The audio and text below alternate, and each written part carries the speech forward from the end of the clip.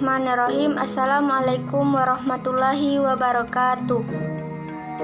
Alhamdulillahirabbil alamin. Assalatu wassalamu ala asrofil anbiya'i wal mursalin wa ala alihi wa sahbihi ajmain, amma ba'du. Pertama-tama dan yang paling utama, marilah kita panjatkan puja dan puji syukur kita atas kehadirat Allah Subhanahu wa taala yang telah memberi kita beribu-ribu nikmat, di antaranya nikmat sehat dan nikmat sempat, sehingga kita masih bisa melaksanakan kuliah seperti biasa, meskipun tidak secara tatap muka. Baiklah, kami dari kelompok 2 akan mempresentasikan tentang fungsi-fungsi administrasi pendidikan. Administrasi merupakan usaha menciptakan kerjasama antara guru dan karyawan untuk mengefektifkan proses belajar mengajar.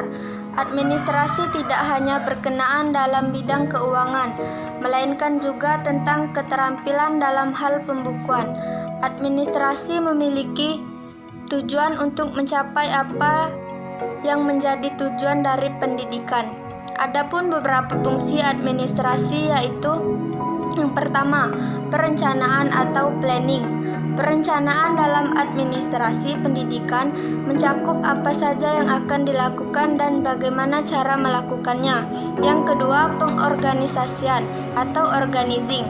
Pengorganisasian yaitu kegiatan penyusunan dan pembentukan hubungan kerja antar individu, maka kesatuan usaha dalam upaya pencapaian maksud dan tujuan administrasi pendidikan bisa terwujud. Baiklah, yang selanjutnya akan dijelaskan oleh Saudari Cardasipa. Kepada Saudari Cardasipa, waktu dan tempat kami persilahkan. Baiklah, saya Cardasipa akan melanjutkan materi dari Saudari Pramesti mengenai fungsi administrasi pendidikan. Selanjutnya, fungsi administrasi pendidikan yang ketiga yakni koordinasi atau coordinating. Koordinasi adalah mensinkronkan dan meluruskan semua kegiatan. Koordinasi ini berupaya untuk menghindari terjadinya kesimpangsiuran dalam bertindak. Dengan kata lain, koordinasi adalah kegiatan yang membawa manusia, material, ide, teknik, dan tujuan ke dalam suatu hubungan yang harmonis dan juga produktif. Yang keempat yakni komunikasi atau communicating. Komunikasi yaitu hal yang sangat penting dalam pelaksanaan suatu program pendidikan. Aktivitas komunikasi tersebut meliputi penyebaran dan penyampaian gagasan dan maksud baik secara tertulis maupun lisan. Yang kelima, pengawasan atau supervision. Pengawasan merupakan kegiatan-kegiatan dan tindakan-tindakan untuk mengamankan rencana dan keputusan yang telah dibuat atau yang sedang dilaksanakan. Selanjutnya ditambahkan dalam buku Ahmad Sobri adalah pengarahan, koordinasi, dan evaluasi. Dalam pelaksanaan program pendidikan tentu harus disertai dengan adanya pengawasan.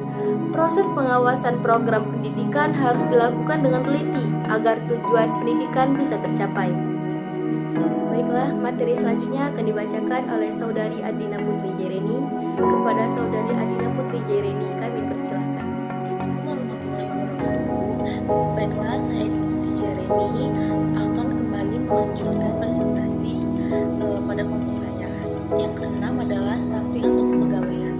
Sama seperti fungsi-fungsi sebelumnya, kepegawaian mempunyai fungsi yang penting di mana ia memiliki memiliki pengisian suatu bidang atau unit dengan personal yang melaksanakan tugas kegiatannya tersebut. Dalam aktivitasnya yang dilakukan di dalam kepegawaian antara lain menentukan, memilih, menempatkan, dan membimbing personal. Yang ketujuh yaitu budgeting atau penganggaran.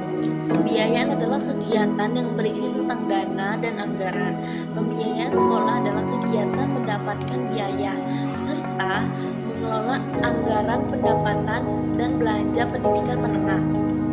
Kegiatan ini dimulai dari perencanaan biaya, usaha untuk mendapatkan dana yang mendukung rencana itu, penggunaan serta pengawasan penggunaan anggaran tersebut. Beberapa hal yang harus diperhatikan dari fungsi pembiayaan yaitu bagaimana penggunaannya, siapa yang melaksanakannya, bagaimana pembukuan bagaimana pertanggungjawabannya, bagaimana pengawasannya, dan lain-lain. Yang kedelapan, yang terakhir, evaluating atau penilaian. Evaluasi ini sendiri memiliki fungsi administrasi pendidikan yang aktivitasnya untuk meneliti dan mengetahui sampai di mana pelaksanaan yang dilakukan di dalam proses keseluruhan organisasi mencapai hasil sesuai dengan rencana atau program yang telah ditetapkan dalam rangka pencapaian atau tujuan pendidikan. Evaluasi di sini harus mengetahui berhasil atau tidaknya suatu program, yaitu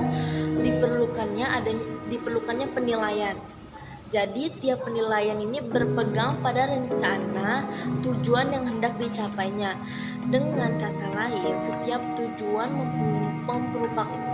merupakan kriteria penilaian. Secara lebih rinci, maksud penilaian adalah memperoleh dasar bagi pertimbangan apakah pada akhir suatu periode kerja pekerjaan tersebut telah berhasil, menjamin cara bekerja yang efektif dan efisien, memperoleh fakta-fakta tentang kesukaran dan untuk menghindari situasi yang dapat merusak. Baiklah, sekian presentasi dari saya, dari kelompok kami. Kurang lebihnya saya mohon maaf. Wabillahi taufiq wal hidayah. Wassalamualaikum warahmatullahi wabarakatuh. See you.